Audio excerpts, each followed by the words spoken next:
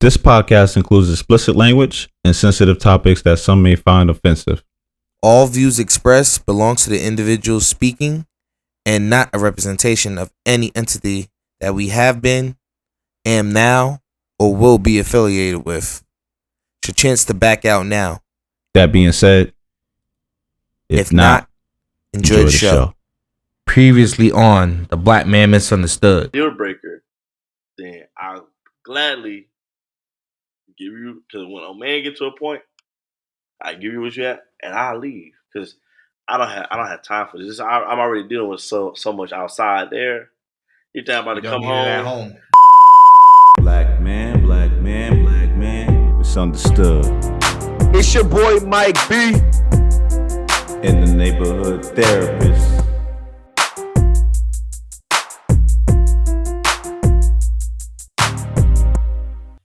My name is Justice Payne Tyson. In certain circles, I am known as the neighborhood therapist. I'm rocking with my brother, Mike B. Yeah. And this is that random episode. We here discuss things about Black men and the culture, apparently, that others are afraid to speak on. That is our tag. We created that. A couple of y'all taking it and running with it. But I want it to be clear. We here. This is the Black Man Misunderstood. Welcome. This is that random episode. So we're going to jump right into it. Usually I ask my brother how he doing, but I asked him that off air. So we're going to skip the pleasantries. Yes. Mike, my brother. What's I up, need you to discuss something for me, man, because you were born in Brooklyn, correct? Yes, I was. I was born in Patterson, okay? Uh-huh. All right. For those of you that don't understand, Patterson is in New Jersey, okay? Brooklyn is in New York, for some of you that don't understand. And I know, me saying that out loud, people are like, come on, bro, you should know. I am encountering people that don't know where Brooklyn is and don't know where Patterson is, all right? So. Yeah, sadly but true. Yeah, we're living in a world right now. All right. I got to ask you a question, bro. What's the beef between New York and New Jersey, man? What's the beef, bro? Yo, bro. I think it's just the beef because we right next to each other. We always trying to one up each other on different things. I'm pretty sure that's what it is. I don't even think that the actual beef is a beef. It's like a camaraderie type of beef. I don't know, man. I can't speak for now, right? It's been so long since I've been back in New York, since I even myself been really in and out of Jersey and things like that. Jersey is not talking about New York the way that New York talks about Jersey. Let me say that, right? And when I say that out loud, I know I'm gonna get a bunch of New Yorkers to be like, nigga, ain't nobody worry about you. Listen, hear me out, okay?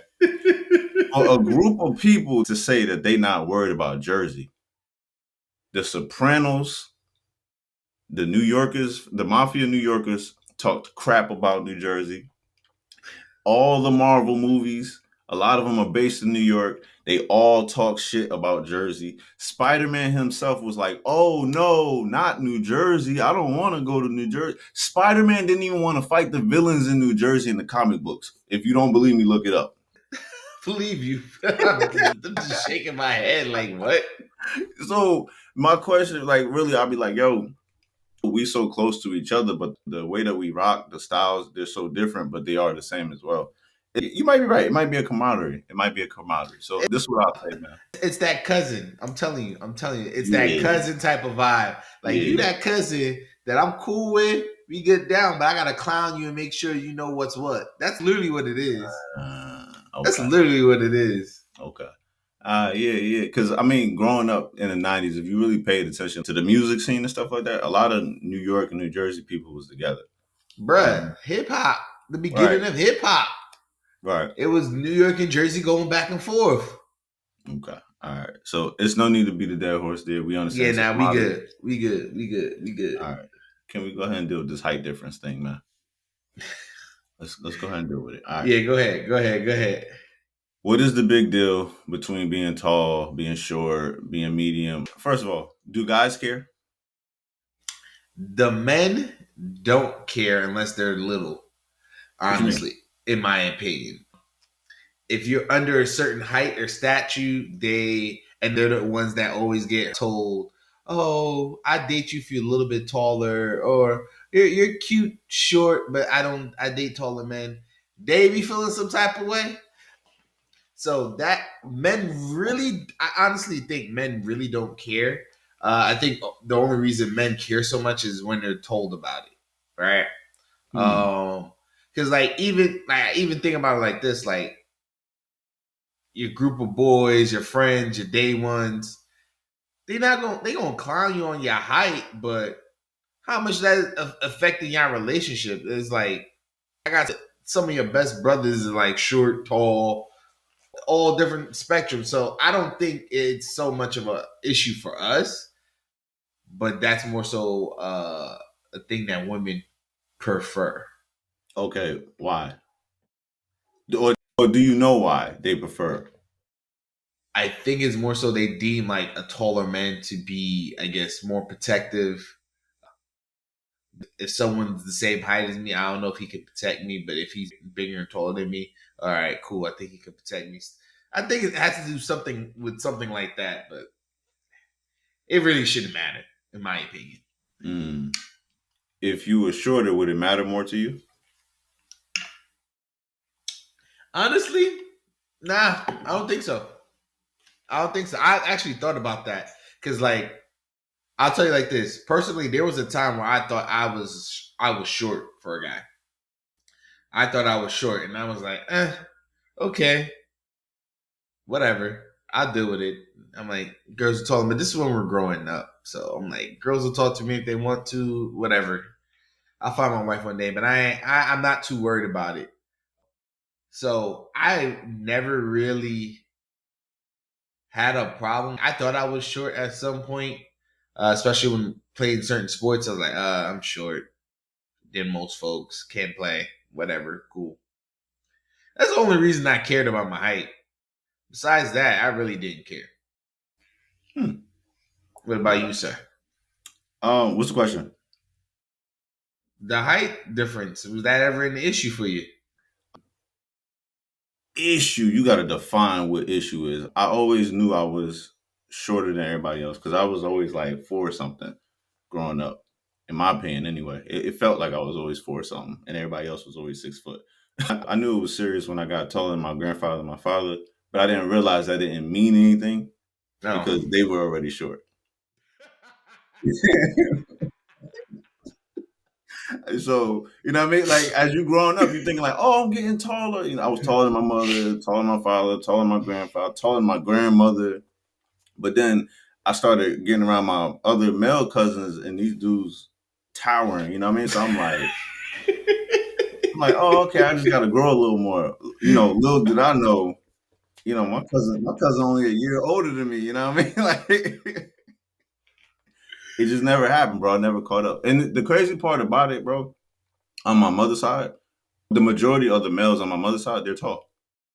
There's only three of us that's short. Like, and when I say short, they like 5'8", 5'9". I think I might be the shortest male in the family, and that's because of my father's side. Dang, bro. Yeah.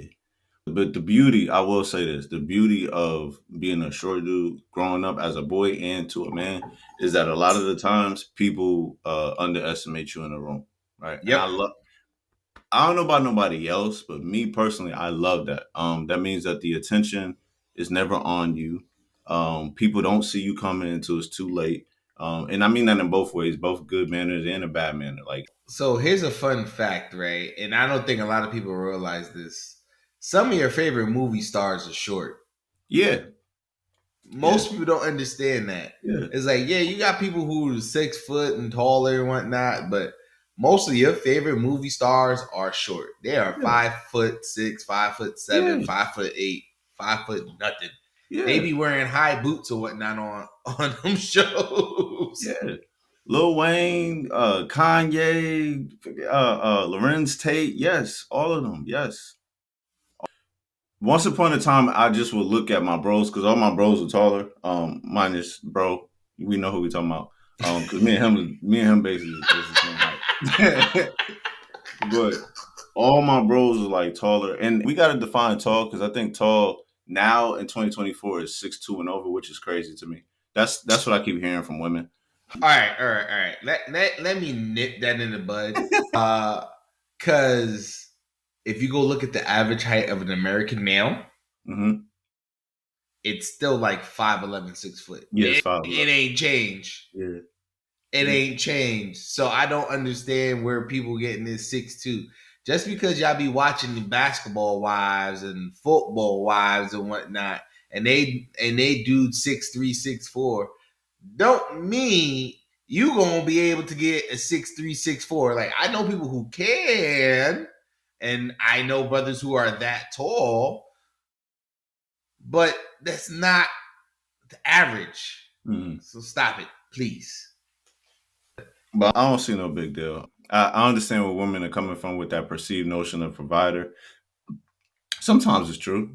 Sometimes you'll look at a dude, you be like, ah, damn, you know what I mean? But then there's other times where I've been in rooms with some of these dudes, and they not providers. They'll walk away if something go down and leave a chick there. So, you know, I just think it's a societal thing. That's all. So too. All right. All right, brother. Think people been waiting for this. A little nerd side to us. Okay. Rank your top 5 Marvel movies. Man, I haven't watched Marvel in so long. Guardians of the Galaxy. Which one? Oh, the first one, for sure. Okay. Then Black Panther. Oh, you go in the order. Yeah, I would have to. Yeah, that's the only way I could. Cause fine. Because No, I'm trying to remember them myself. Yo, believe it or not, what's the Asian one, bro? Oh, Shang-Chi? Yeah, I want that on there. Top 5. 100%. Okay. That's Okay. 3. When did Thanos do the snap? Oh, you talking about Infinity War, the first one. That's when he did the snap? Yeah, Infinity War. That one, for sure. When he was like, all roads lead back to me? Uh-huh. Yeah. When he ends at the farm and he sits where he's like, his work is done. Yeah. Infinity War. That was a masterpiece. You hear me? It was. Okay. So that's 4. Sheesh. You might have to label these things to me, man. What's come out? Bruh, really? You need me to go through this? You got 3 Captain Americas to pick from. You got 3 Thors. You got 4 Thors to pick from. You got the original Avenger movie. You got Avengers Ultron. You got Endgame, but I'm pretty sure you're not going to bring up Endgame because you already brought up Infinity War. You got Black Widow. You have Black Panther 2, Wakanda Forever. You have... Trying to think. Am I missing it? Oh, Ant-Man, Quantumanium. You got Captain Marvel, the Marvels, Eternals. I'm trying to think. They named all the movies. You got the Hulk movie that was owned by Universal. Yeah, I think I named them. And then you got all the who? Spider-Man count? Oh yeah, the current Spider-Mans. Yeah. Away from Home, Far From Home, and what's the last one? Homecoming. I can't remember if it's the first or the second Spider-Man movie, but one of those. But I can't remember the first or second. All right, what happened in the first or the second? Yeah, who was the villain? Once I know who the villain is, I'll be good. The villain on 1 was the Vulture. Villain of 2 was what's his name? Orbhead. Mysterio. Oh, so then 1. There was 1. The first the Spider-Man. Vulture. Okay. I will put that at top 5. So you said Black Panther, Infinity War, Guardian of the Galaxy, the first one. Yup. Shang-Chi. Yup. And then what was the last one? Spider-Man. Yeah. That Shang-Chi one is that's an underdog right there. And I fight anybody. The crazy thing is, I don't mind your top 5. Because I think my top 5 is practically close. Where you going? I'm trying to think. Do I want... All right, like Infinity War. No, Infinity War is on that list. That can't be taken off. I like Endgame, but Endgame did not make it in the list for me. The time travel joint, it's cool. But Infinity War, the story was legit. You did not see the end coming. You remember where you were at when that came out and you went through that experience. Bruh, what? What? Infinity War, yes, definitely has to be on the list. Black Panther has to be on the list, regardless, no matter what. And no, it's not because just we're black. Nah, just everything about it. The story, yeah. The story itself alone, showing you both sides of where or the black struggle, even if you're on the side of royalty and had a silver spoon in your mouth, you still go through issues. I love that story. Being shunned, you got to figure your own way through the world. I love the story. So Black Panther definitely on the list. I'm not All hell taking that Killmonger. off. Guardians, yeah. The first Guardians is probably the most well-balanced movie in Marvel because it gave you laughter, it gave you you went through all the emotions, even though the last Guardians probably people more say was more emotional. But I definitely with you with the Guardians. Are you ready to say it is the best Marvel movie to date yet? Guardians? Yeah. Are you ready? No. Where you going? The best finish your list. Finish the list and we'll come best back. overall. I don't know if I'm going to say that. I'm a little biased, Black Panther, but no. All right, go ahead. That's fine. Anyway, We're gonna back to your list. You said Shang-Chi, and shockingly, I will keep Shang-Chi on this list. I'm not taking it off. It is probably one of the most well-made Marvel movies, and people don't realize how well-made it was because of when it came out. Mm-hmm. Mm-hmm. I think if people honestly like give it a second look and go watch it again, they'd be like, "Oh yeah, Shang-Chi was tough." Now, your last choice is an if for me because I think Spider-Man was the right route to go, but was that the right movie overall to pick that he's in? Oh, Spider-Man himself is in. Yeah.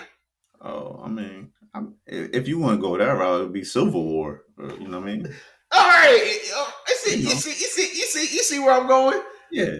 Because the crazy thing is, it's either Civil War or it's not Far From Home. What's the last one? Homecoming. No. That's not the name of it, is it? I thought Homecoming was the first one. Far From Home. I don't know. They went on a home theme. Yeah. But whatever the last Spider-Man, honestly, I thought you would have picked the last Spider-Man. I didn't like it. You didn't like it? I didn't like it. I'm in the very group of people that hated that movie. I really do not like that movie at all. But then again, I understand why you picked the first one, Homecoming. Mm-hmm. It's actually probably the most balanced of the three. Mm-hmm. I think everyone would pick number 3 over 1 only because of the nostalgia of bringing back the old Spider-Man. Right. And I think that's where it gets convoluted. But I would put Civil War over Spidey. I like that. I'm not arguing that. Yeah. Most people would look at me crazy and say, "Oh, how come you didn't put Iron Man on there?" Iron Man, what people fail to realize is Iron Man, the character, carried the MCU. Mm-hmm. But the Iron Man movies, if you look at the trilogy of movies, it's probably on the bottom of the top 5. Yeah. And then the character change from Dusty, come on, man. So I don't mind your getting a top 5. Okay, but we're not off the topic yet. We're gonna have to do this. All right. Guardians of the Galaxy versus Black Panther, and you are telling me, even as a black man, I'm saying this out of my mouth. You're telling me Black Panther is better than Guardians of the Galaxy Volume 1? Is that what we're doing right now? So here's why I had to yes, I'm a little biased, but when I actually think and sit and look at everything about the movie, start to finish, story, costume, everything, right? I would have to put Black Panther because yes, even though everything was thought through on Guardians, but the level that they went to make sure Black Panther hit the way it did, I have to make it number one. From the way they traveled to Africa to go looking for all the costumes, to the way they select the music and the music composer for Black Panther, right? To the actual actors that they selected for the movie. Yep. That tops everything that Guardians did. Completely as a whole movie. Like, if I'll tell you like this, if we're just gonna watch it as the movies themselves, I wouldn't be against putting Guardians before it for just the movie alone. But to know what went into making the movie, Okay, yeah, Black Panther takes that. oh yeah. Yeah, but we talking about Nah. I'm talking about top 5. When I mean top 5 Marvel movies, ain't nothing wrong.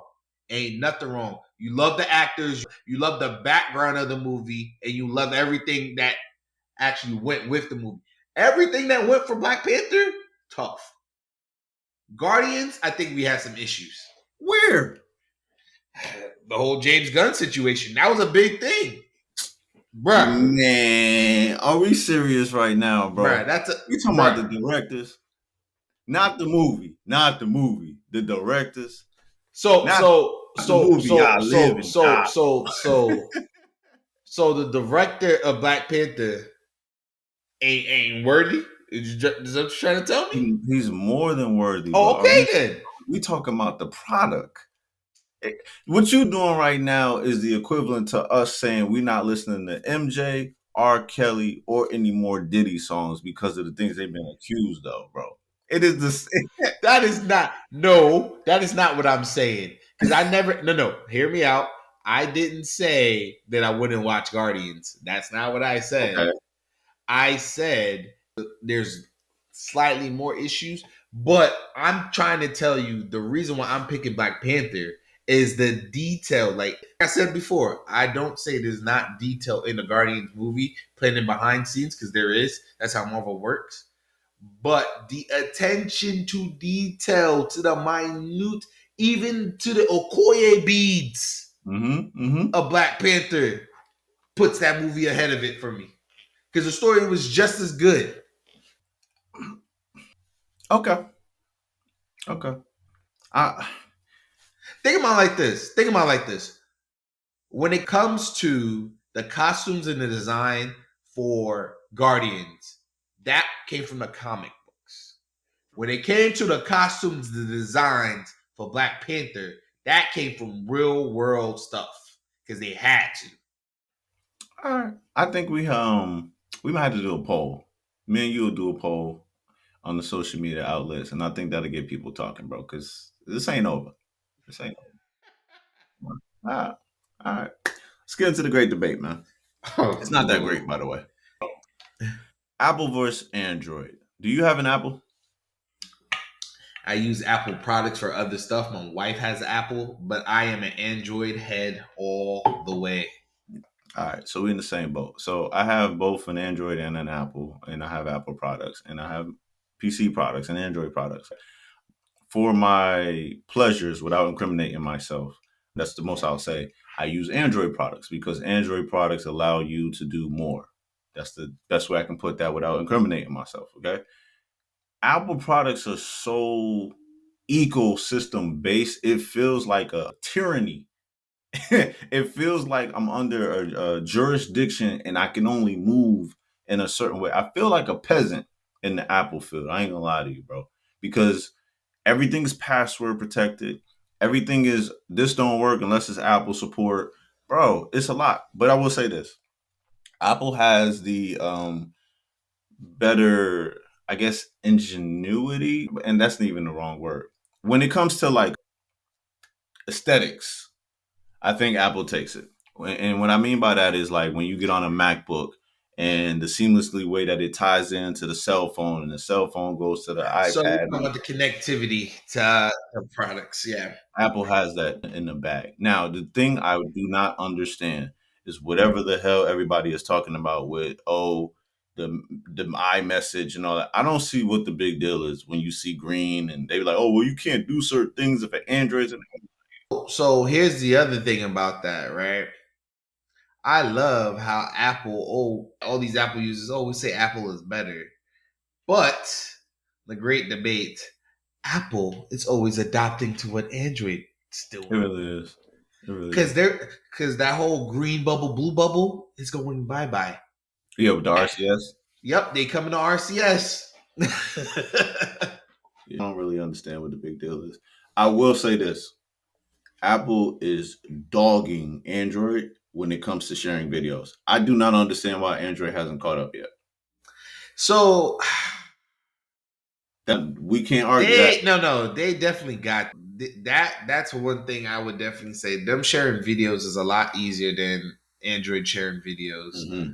I would definitely say that. I'm not sure why. I don't get why, but they do. Yeah, they got that in the bag. And that, to me, what's up? But the connectivity thing, I think it's a thing when it's not certain brands. Because Android, if you think about it, is like, all right, you have Samsung, you have Google, you have you have all the different brands. And all those different brands, if it's their brands, they can connect to them. Yeah. Apple is Apple. Apple's the only on its own end. Yeah. On operating system. But that's because they had a smart individual lead the top and set them up. This is how we're gonna go. It's a buy into the ecosystem. So yeah. But I would definitely say the reason why I feel a lot of people have Apples is because of the video sharing. That's my personal opinion. No. Just hear me out. No. They may feel like it's not the reason, but hear me out. People love social media. People love to feel connected.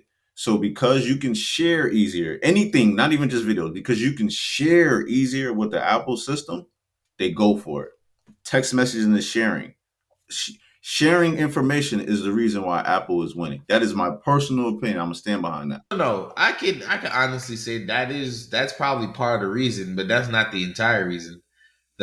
This is what people fail to realize. What was Apple's original premise when they first came out with the iPhone? Was it music? No. I don't remember. The original premise, it was easy to use. Oh, I don't agree at all. Apple's products are not easy. That is Apple's original premise for the iPhone. It is easy to use. It was bigger buttons for the older generation for them to come and use the Apple iPhone. Hence why it is like Apple for everyone. That is why Apple cornered the market.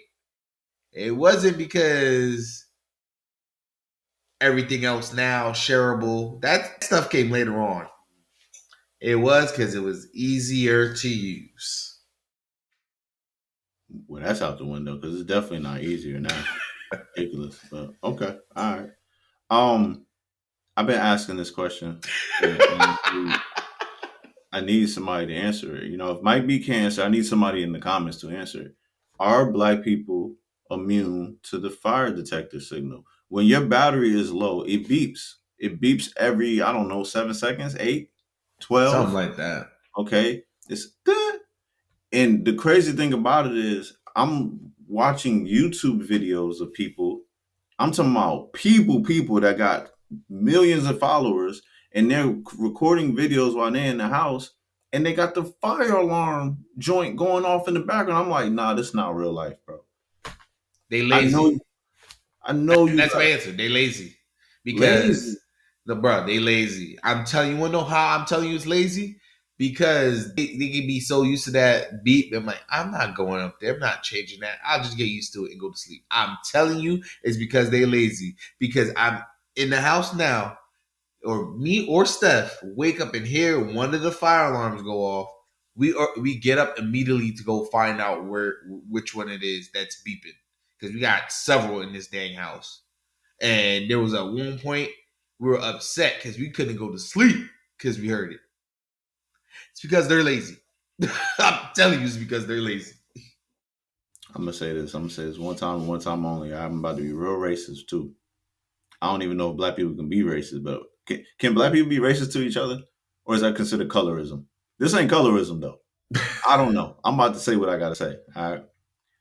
I am convinced that you black folks that allow your fire alarms to continue to go consistently and act like it's not there, y'all eat chitlins. That's what I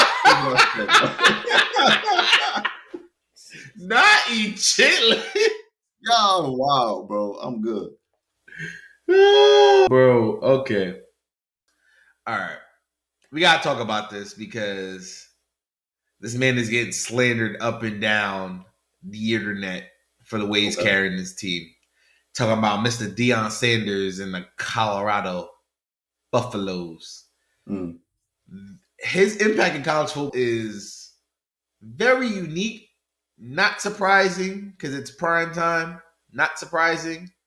But I think people are wanting to be negative too much with him, especially with his sons and all the plays that he brings to Colorado. Because the first thing they're ready to do is to slander him as soon as they lose a game. Okay. And people are like, oh, I'm not on the Deion hype train. It's not about a Deion hype train. It's like, I think about it like this. It's a black man getting an opportunity at one of these PWIs that been keeping the black coaches out for longest, let's be for real. Yeah. And he had to go all the way to Colorado because his alma mater didn't want to hire him. Just saying. Where he went to school at? Florida State. Oh, that makes sense. And then didn't even get talked to for the Texas A&M job. So yeah, that makes sense too. You talking about two historically? All right, I'm gonna leave that alone. Yeah. All right, and I'm pretty sure Texas A&M had a black coach previously, Kevin Sumlin. I'm gonna leave that alone, like I said. So I'm just like, y'all coming for the man. He's trying to build a program up and put his sons and players on his team that he treat like his sons on the map. Don't be hating for the way that he's doing it. He's just finding his unique path to get it done. Mm. Now, don't let Deion win a championship here. It'd be a wrap. He'll never stop talking. Did he win the championship with JSU? He did there, but that's a different championship. I'm talking about like the National Football Playoff, FBS, beating Georgia or something, even though they're nowhere near, in my opinion, right now. Let him win it one time. See what happens. I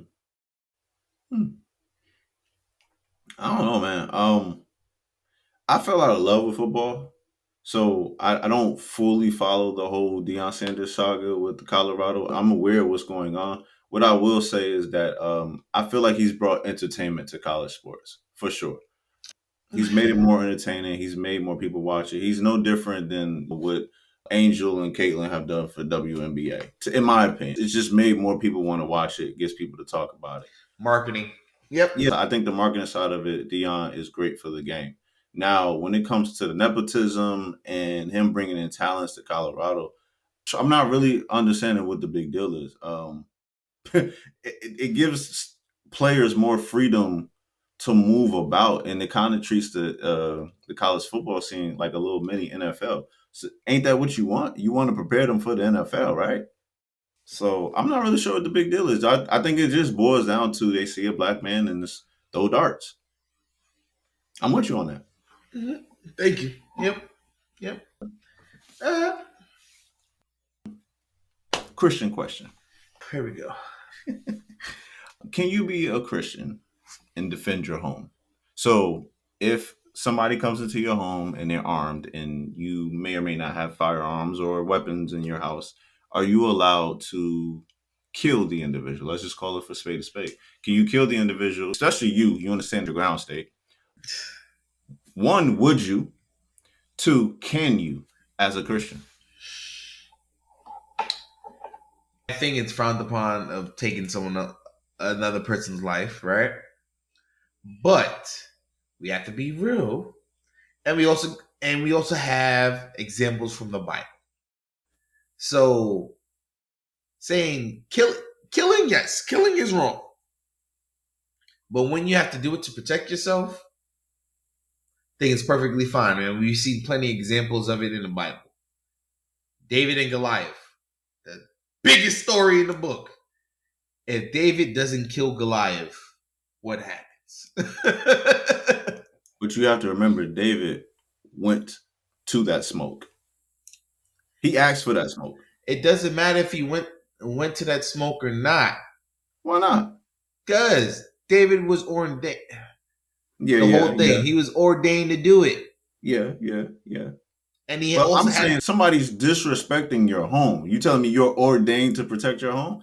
Because it also says vengeance is the Lord's. So the question I'm asking is a very petty question, but it's a serious question too. As a Christian, are you allowed to defend your home? Yes, you are allowed to defend it. But killing, like I told you, sometimes it happens, sometimes it don't. Because it all depends on the situation. Because even using David again, when David's on the run in the Bible versus Saul, David had his opportunity to kill Saul in the cave. Oh, you a real one. You astute, my boy. I'm proud of you. Go ahead. To kill him in the cave, but he smartly just cut a piece of his garment to show him that I could have killed you, but I didn't. Mike, you made me proud, man. I see you, bro. All right. I'm gonna stop right there. You just made me proud, bro. Hey, bro. No worries, no worries. Let me ask you another religious question, bro. All right. The future of religion in this secular world, where is it going? See, I think this is where we're going. I think we're getting to the point where people are actually looking at religion, right? And I'm going to say specifically Christianity. I think we don't want to use a term that everyone likes to use, folk. And I'm going to just use it as an enlightenment and refresher, right? I think we're getting to a point where Christians who are studying Christianity are starting to actually wake up and realize that Christianity is more so a way of life and how we live versus it just being a religion. I think people put a stamp on Christianity to make it a religion to compare it to everything else. Where a lot of these religions, yeah, they're supposed to be a way of life, but are they truly a way of life? Like, let's look at the end game. End game as a Christian is telling you to live your life right, take care of your fellow brothers and sisters. Also giving you wisdom about being smart, like I just said about protecting yourself. Your last question, it's not being dumb and everything. It gives you guide. While I feel like some of these other religions or the breakdown of certain Christian customs for certain denominations get too much into the legalism and the nitty gritty of things. You have to do this in order to do this. You have to do that in order to do this. While if you're living a life, yes, not saying you're going to do everything perfectly, but you're striving to. I think we're getting to the point where people are starting to know the difference and they're like, all right, that's too hard for me. I'm just going to live my life. Instead of, oh, that seems right. I'm going to try to make sure I keep on that path.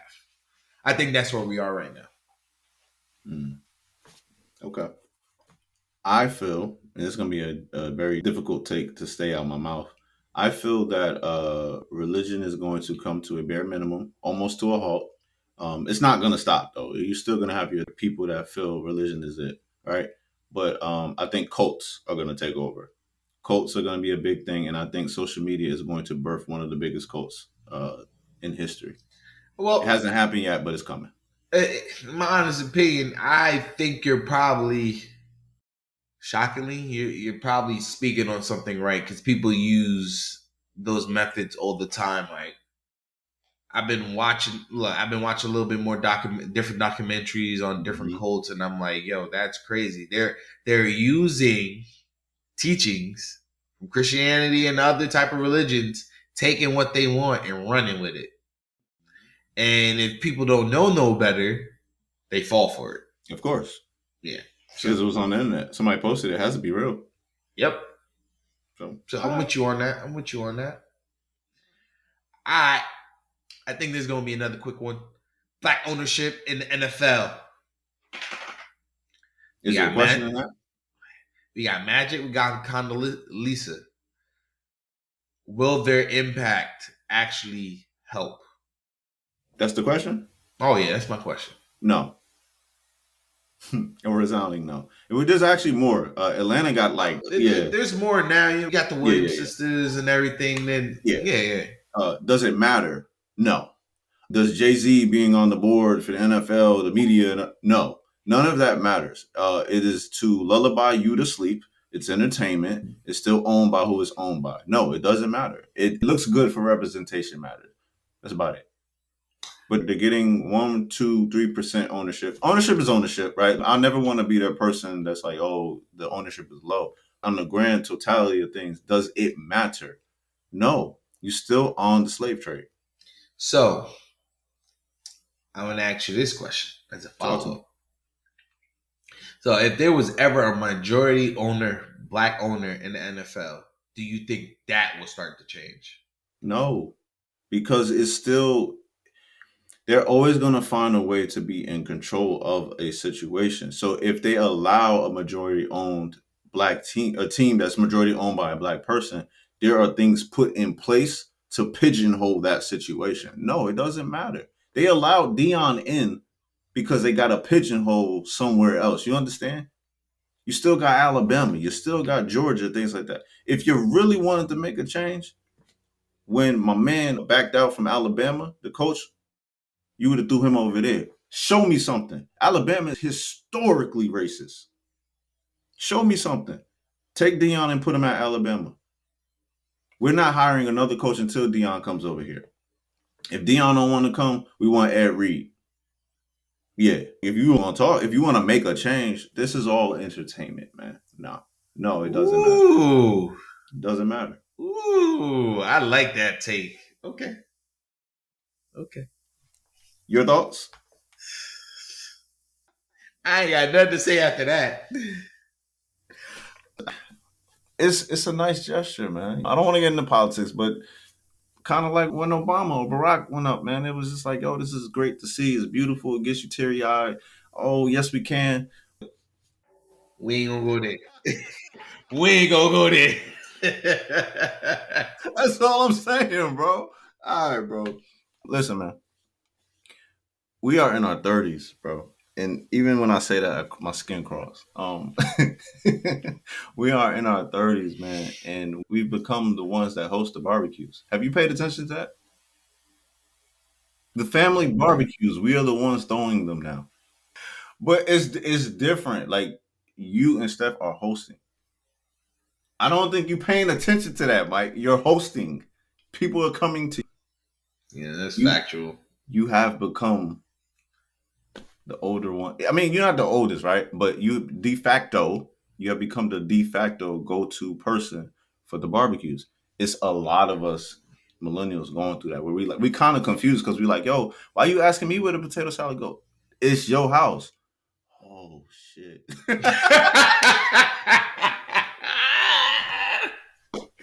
Yo, you ain't never lied though. That's crazy. Yo, I knew it was real when my aunt, who is considered like the chef of the family, when she came and she was like, nephew. And she held up this big ass plate of mac and cheese and she was like, where do you want this? And I froze. So I was like, what you mean? That's not, I've never had that task. What are you talking about? Auntie, this. And I was about to go, Auntie, it's your house. What you talking? We was at my house. I was like, oh. In that moment, I felt like old, young at the same time. I don't know. I was just like, yo, I've become the barbecue spot. Like, even to the point where, bro, I'm manning the grill. Manning the grill. So you have a grill, correct? You do have a grill, right? All right, let's talk about this grill, man. What's your grilling process?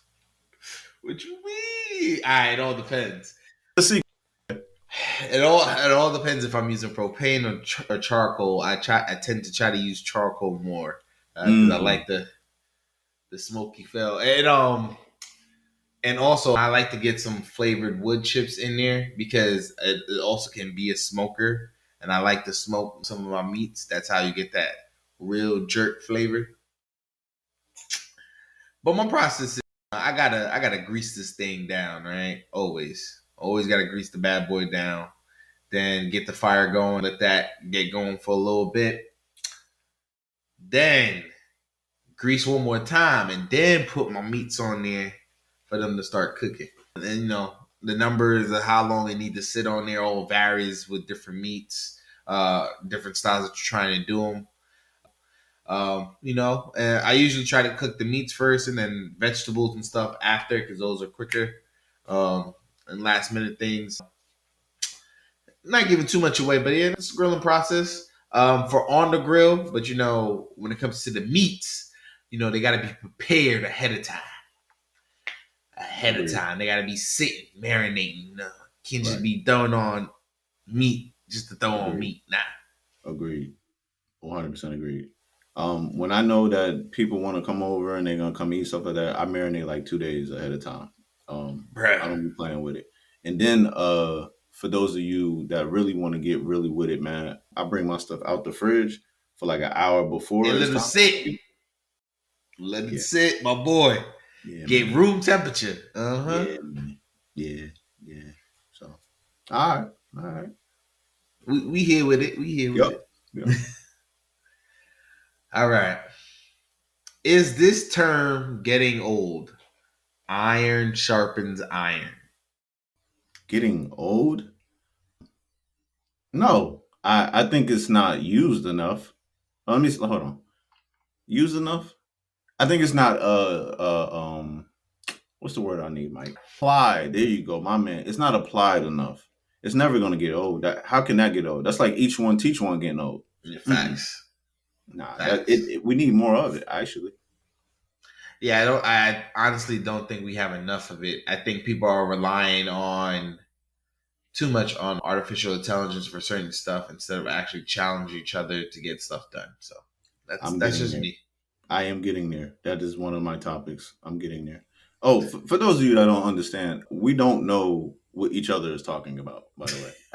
I have my list, Mike has his list, and we just throwing random stuff out, and that's why we're caught off guard like that. Yeah, I'm with you on that. Yeah. Okay. Statue of Liberty. Let's get into it.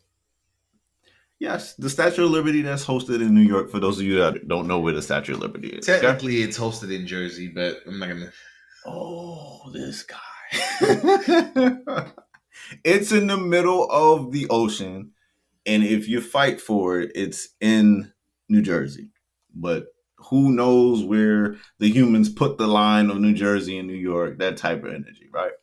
Mike, what color is the Statue of Liberty? Isn't it green? Turquoise or whatever you want to call it. Is that the color? Is that your final answer? Something close. May not be the exact name, but yeah. Okay. That's not the color of the Statue of Liberty. What's the color? The Statue of Liberty is copper. Wait. You're lying. Over time, it turned green. It was a dark brown. It was beautiful. That is, yeah. It got oxidated. Okay. Now, a lot of people don't know this side of the story. So, the Statue of Liberty was gifted to us by the French, right? And it was supposed to mark the end of the Civil War / slavery, right? Mm-hmm. So, I'm gonna say something. I don't know what it was. Something went around that it was originally depicted as a black woman. And she had chains at her feet and the shackles. She had shackles at her feet. It was breaking. So they were saying the Statue of Liberty was a black woman. They weren't too far off. But really what it was an Arab woman. She was an Arab peasant woman. They took her and they sculpted her and then they put her on a colossal size. And then they shipped it to us. Now, if you know anything about Arabs, a lot of them look like black people. So I can see how you get confused by that. Either way, the way that they have it looking up there right now, that wasn't the original. I'm gonna leave that right there. Nah, you can just drop that note right there. The Statue of Liberty that you are looking at is not the original. The powers that be sent it back and was like, "This is a little too cultured. Make it look like us." And the rest of that, you gotta do your own research. I'm gonna leave that where that's at. The representation of freedom is supposed to look like the people that were freed. You understand? Not the people that did the oppressing. Whoo! That's a The bar. French knew what they were doing. That's a bar. And you know the crazy thing is the French are always the ones who like to play along with that line a lot with certain things. So it kind of makes sense. Come on, man. Come on. Moment of silence. Marcellus Williams. All right. You don't got to dig too deep into it. All right. Because you just grazed it. I think I need to do more extensive research. But the only reason I'm bringing it up is because my man's last word was all praise be to Allah in every situation. I thought that was so thought provoking. Mm-hmm. You don't got to be religious to feel that, right? So It takes me to my next thing, man. For what I do know about the case is that the majority of his jury, of his peers, were European people. He is not a European man. He doesn't look like a European man. So my question to you, Mike, is what's the definition of a peer? You don't think it's time to redefine that?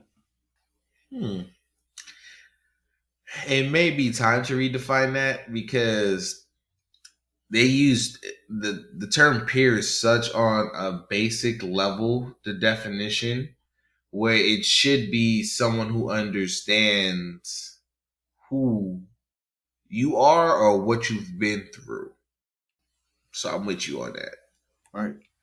I got to go a little deeper, bro, because I need clarity on this. You may not be able to give it to me, but the listeners, I want y'all to really feel where I'm coming from, bro. If I do something or I don't do something, but I get arrested for it, right? And I got to go to a trial by my peers. Mike, you tell me, you know me. Who are my peers? It'd be me, the brotherhood, our wives, sisters we grew up with, a whole bunch of different people who know who you are, but technically in the justice system, they need people who Not biased. not biased. So technically, it wouldn't be using us, but people who are like us, they should be, but they won't. Like what though? That's what I'm saying. Like, just try to define that. It should be a multitude of individuals that came from all over the place. White, it doesn't matter white, black, brown, but it shouldn't be mostly one color. All right. Ask me the same question. Who are my peers, sir? Okay. Mike B's peers, the people that should be on that jury, should have a Christian background. Some of them should be into choreography. Some of them, all of them, I think all of them need to go to college. Some of them in there should have to where they don't have their mother currently alive. You see what I'm saying? You see how I'm going deep into that? Those are my peers. If I Mike B, those are my peers. Those are the people I could look at and be like, all right, whatever. So I would feel more comfortable going, hey, if y'all say it to be so, I don't agree. Fun fact, right? If you look at all these lawyer shows and everything and how they pick their jurors, that's technically how they're doing it on the show. But the thing is how many of the actual jurors they go get look like you versus not look like you. That's the issue, I think. But this is one of the blackiest pro-black people saying this. I don't necessarily need the jury to always look like me. I need my. I'm not saying that they need to look like you always. I'm just saying the balance between it. Yeah. Let me get a couple of where I feel safe at least. Like, but all skinfolk and kinfolk. Too. That's true. So I just need my peers up there. You can't have, listen, no disrespect to anybody. I'm in my 30s. You can't have a 70-some-year-old up there trying to judge me. We in two different generations. You don't know, bro. You watched the towers go down, but I watched the towers go down as a child. You don't know what that feel like. You was grown, bro. You was in your 30s or some shit like that, bro. The towers didn't affect you the way it affected me, bro. That scarred us as millennials, bro. We was all in school. We were supposed to be. For those of you that were ditching, whatever. But we were all in school at the same time. And the teachers all treated us the same way. They either were panicking or they set that damn rolling TV in front of us and showed us what was happening. I don't even think they understood what they was doing to us. So how can you be my peer? Good point. Very good point.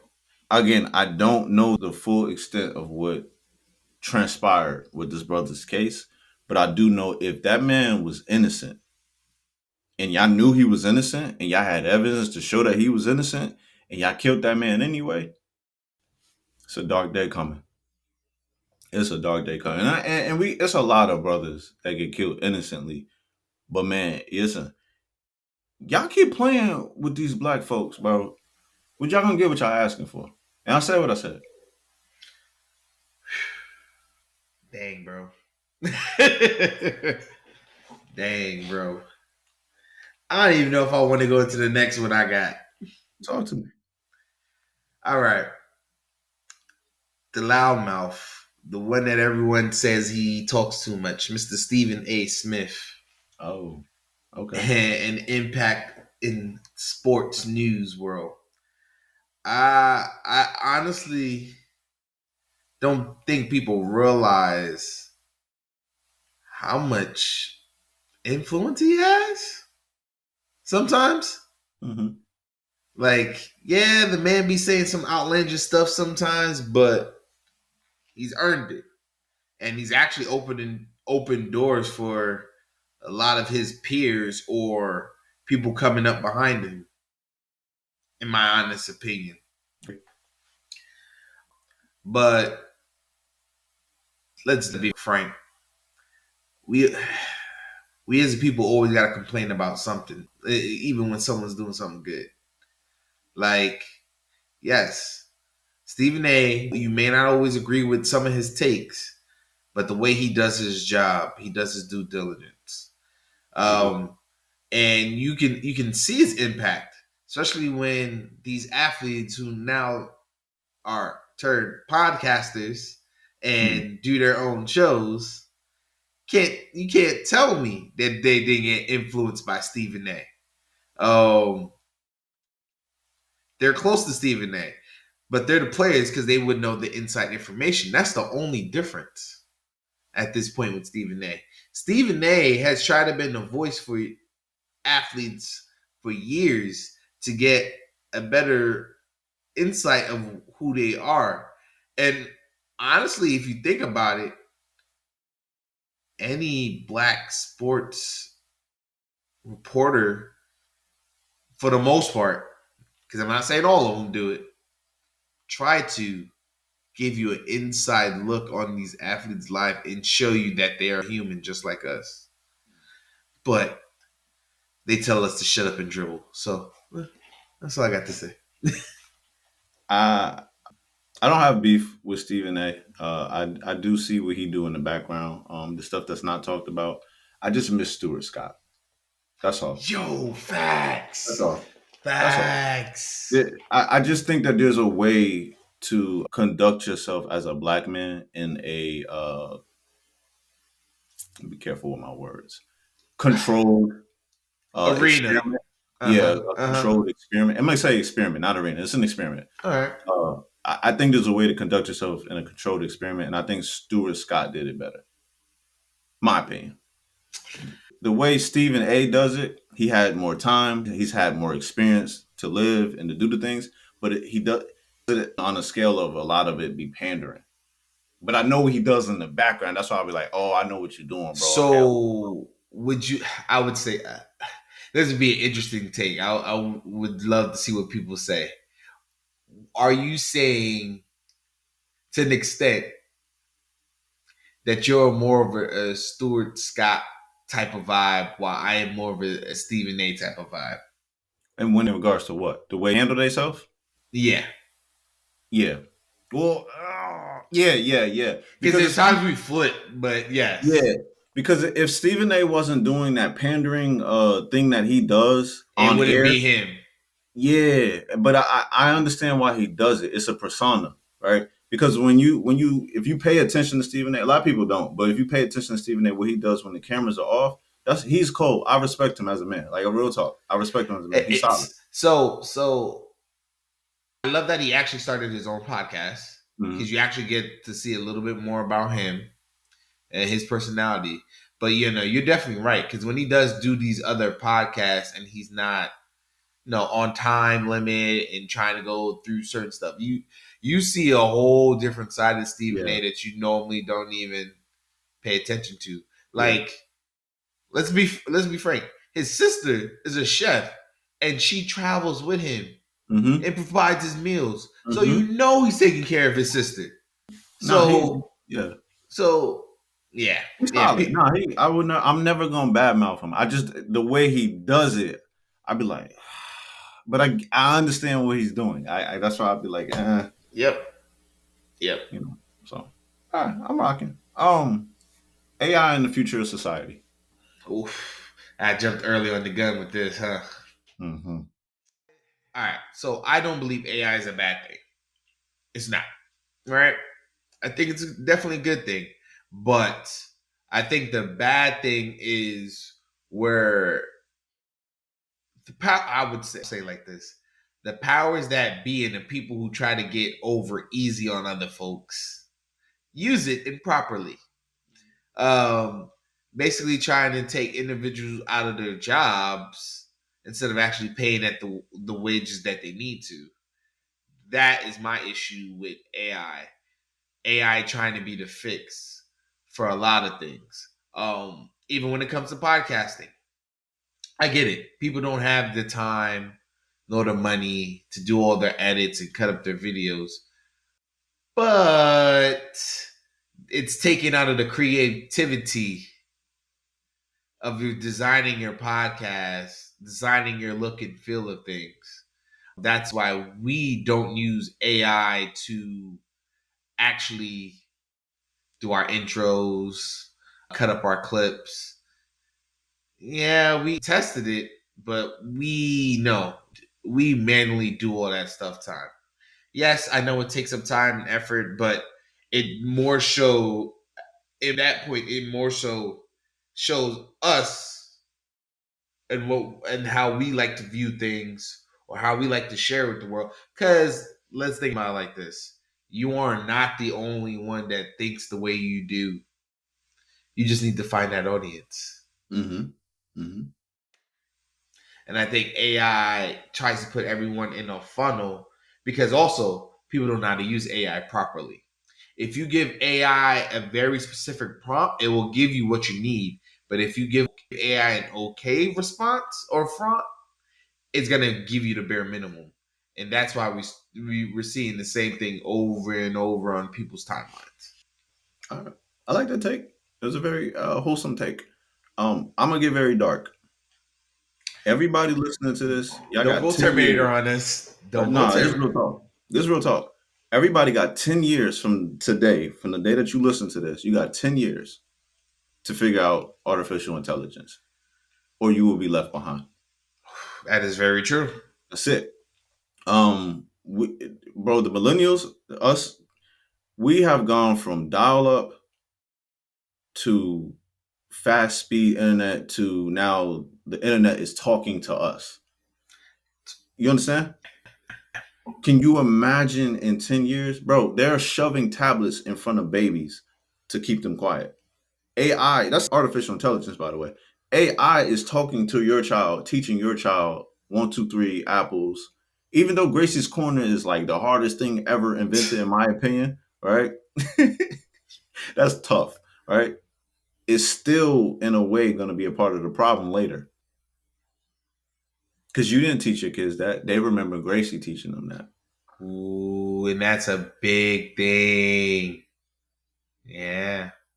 Now it's good that Gracie's black because as a black child you saw black. You know that's good, but you don't have memories of mommy helping you learn that. See, when Hooked on Phonics was a thing, for those of y'all that are old enough for Hooked on Phonics, A-E-I-O-U are vowels, and sometimes Y. That is stuck in my head. You feel me? But my mom was right there. Hey, boy, did you miss it? However, she was giving it up, but I do remember her going, "Hey, don't forget the Y." And da-da-da. There was a comfort there. AI is Mhm. taking that away. AI is just going, "Hey, this is the answer. Don't worry about how to get there. You got the answer, right? That's all that matters." We lost. We're gonna be lost in a good little while. So y'all got about 10 years to figure out. And I want to say this: if you don't know where you come from, you will not know where you're going. Ooh, yes. Yes. Gotta understand that history, people. History is always important. Hence why telling stories has always been a thing. But they're burning all the books. All right, I'm gonna leave that alone. I'm gonna leave that alone. Boy. All right, I got two more things for you, man. Okay. And I got one. I got one for you. All right, hit me at this one. Yeah. Black pet owners. As somebody that doesn't have a pet and probably will never get a pet, what should I know about owning a pet that people don't talk about? As a black pet owner, specifically. The cost. People don't realize the cost of these pets in the US. Because I'm almost certain you ain't got these costs in some other countries, but you have them in the US. And people who are willing to pay them and people who aren't. Having a pet is expensive. One thing is their food, which that can be $80 a month, maybe even more, depending on how big your animal is and what you feed it. Mm, Then you also got to think about vaccinations and mm. keeping up with those things yearly. That's easily like another $400 or $500 a year. Most people don't even know that. If you're one of those individuals who worry about everything and something small happened to your dog, you take him to the vet. Yeah, add those costs up a little bit more. That's another $100. I appreciate that. I appreciate that. But for real, you know, I came to be petty. I only got one question. I only got one question. As a black pet owner, sir, are you kissing your dog in the mouth? Are you crazy? All the germs and the stuff they be licking. Are you? Hey, I just had to make sure you ain't switch up on me, bro. I had to make sure you still in there, dog. All Bruh. right. All right. Look. My dog be trying because she's an excessive licker. Mm, And the only time she tries to get me in the face is like if I'm sitting on the couch and I'm sitting by her area on the couch that we gave her, bruh. And she goes, put her whole paw on my arm, like you ain't going nowhere, bruh. mm, And go, and I'll be like, yo, mm, I'll be like, yo, back up. mm, mm, mm, mm, But she knows better not to lick me, but she does it to get my attention. Like mm, if I fall asleep on that couch and she need to go to the bathroom, if she can't get me up by barking, the girl's coming to my face. mm. God bless you, bro. All right, that's all I have for the pets. Nah, bro, ain't no kissing over here. You wildin'. All right, bro. This is the last random thing I got for you. Talk to me. Have you ever heard of the story about the Black Barbie? No, I'm gonna say no. It's a documentary on Netflix, which everyone should go watch and listen. Bro, I didn't realize the person who created the Black Barbie was actually black. People would think it was someone else because it was made in 19 like the first iteration of a Black Barbie is like 19 I think 60s 1970s. You would think it's someone else, but no, it was legit a black woman. Mm-hmm. That much I knew. which is a great toy maker. I didn't know that. I didn't understand that. But just they see the history of the Black Barbie and how it went from one black woman to another black woman to now other people are running that division specifically. Mm-hmm. But that's also because we don't create this space for our people to be in that creative space and actually have viability, which they started making programs after that whole documentary. And then after watching the documentary, not realizing that documentary was 13 years in the making. Mm. So collective data over time. Bruh, to show you the lengths of us having to go through to prove the worth of the Black Barbie. Crazy. I'm gonna make a dangerous take. Mattel as a company, I don't think they've ever done wrong towards black people. I think they've always tried to push an agenda for black improvement. With the Hot Wheels, they started catering to us more. Barbie, they started catering to our daughters and our sisters. I can't really argue with Mattel, and I think it's because of what Mattel was raised on. And y'all do your own research on what I'm saying, but yeah, that Barbie sequence, the Barbie movie itself, I'm not afraid to say I watched that movie in its entirety, and I was like, oh, okay, I get it. I wasn't tripping. I thought it was decent. So one thing I did find out, right? The black workers at Mattel. The reason I think another reason why it made it so easy, the director, actual aunt, worked for Mattel when she was younger, and she was on the line making the dolls and everything, and then slowly moved into the office. And because of how she was, they were able to hire Kitty, who made the Black Barbie, and actually listen to her and not just shut her down. I'm telling you, bro. Mattel. It's crazy how this story happened. Oh, so Mattel definitely go check out that Netflix, man. Yeah. Mattel is I rock with Mattel as a company. Now, don't get me wrong, everybody got their ups and downs, but as a totality of a company, they cater to people. Like they have no issue. If you wanted to use the way that woke is used as a derogatory term in 2024, back then they would have been pitchforking Mattel. I think they really were, because Barbie coming out was disrespect.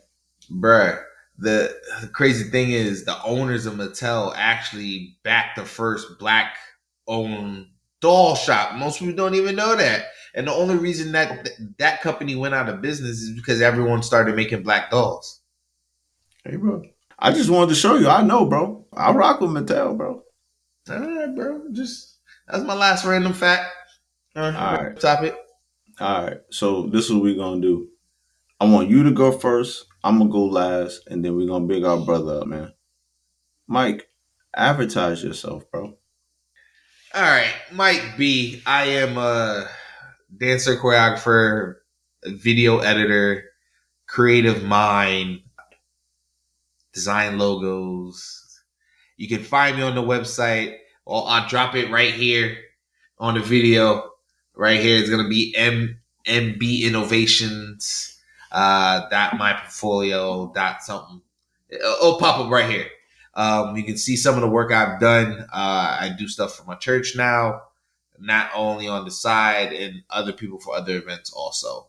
My brother knows this. I've been on it. If you need some, holla at your boy. MIB_BMM on Instagram. What I come to you for? What do you feel like your bread and butter is? I think my bread and butter is one or two things. Just like I helped us come up with our brand and our style of things, how we put it out and always evolved it every year. I think that's my brother, telling your story.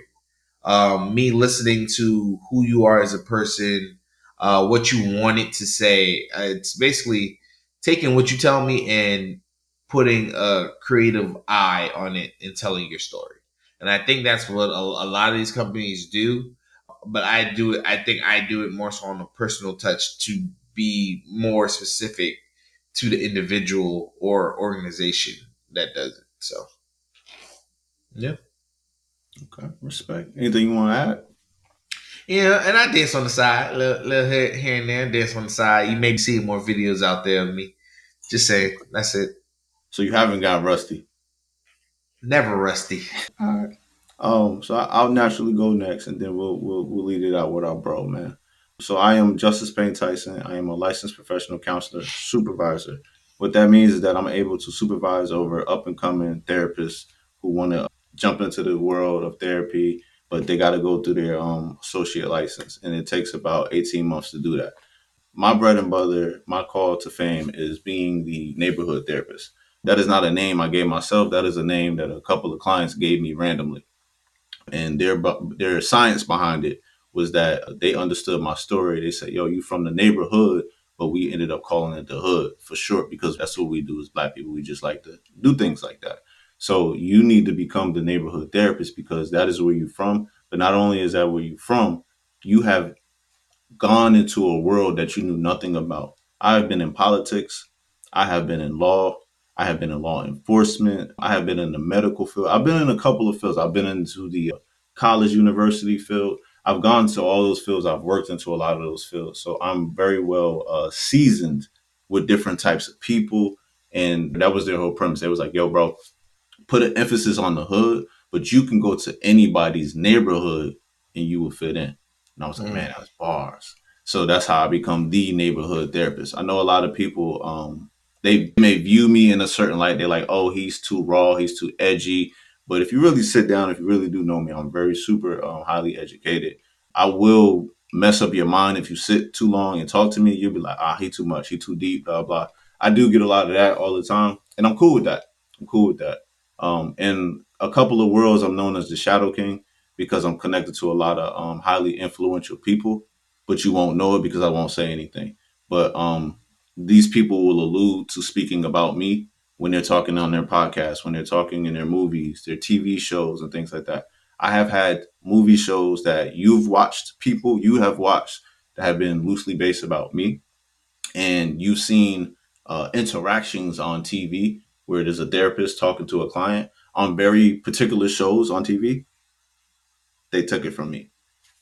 I am been sworn to NDAs, so I can't speak on a lot of those, but I just want to let y'all know that's who I am. My bread and butter, like I said, is mental health therapy.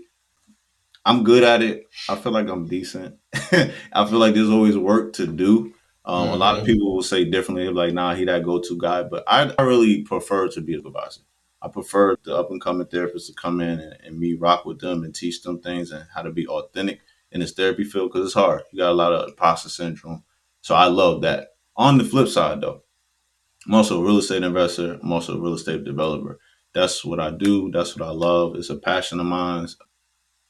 Talk to me real estate, man. You know what I mean? And I'm super creative, bro. I write books, I write TV shows, I write movies. I don't even think Mike know that about me. Well, I knew something. I ain't all of that. You know, I'm very creative in that. I used to do poetry. I used to rap, rhyme, all of that. I'm a chaotic twist of things, man, but that's who I am. What I'm advertising here is just, I'm just a down to earth dude. You see one image of what I want you to see. But if you really get to know me, man, if you want to make money together, hit me up. I promise you, man, we can do it. Whether you want to do mental health, whether you want to do nursing, whether you want to do real estate, talk to me. I'm your guy. Appreciate that, my brother. Mm-hmm.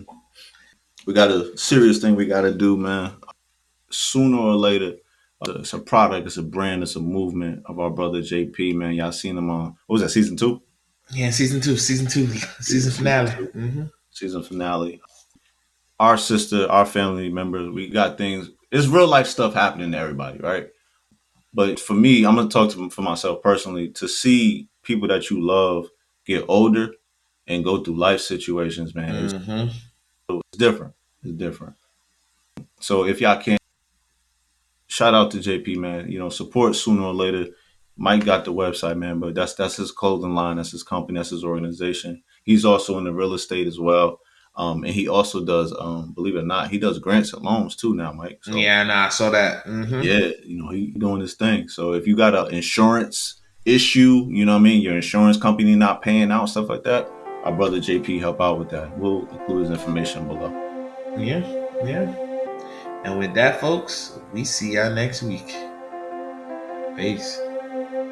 What up, listeners? Mike B here. Hope you enjoyed the episode. You can find us on IG at BMM_podcast. On TikTok at BMM Podcast. Facebook, just type in the Batman Misunderstood Podcast. And then you can find the Neighborhood Therapist at the Neighborhood Therapist on IG. And you can find myself at MikeB_BMM on IG. And if you want to connect with our producer, the DJ himself, Mr. DJ Daxter, check him out at DJ Daxter on IG. Alright, folks. See y'all next week.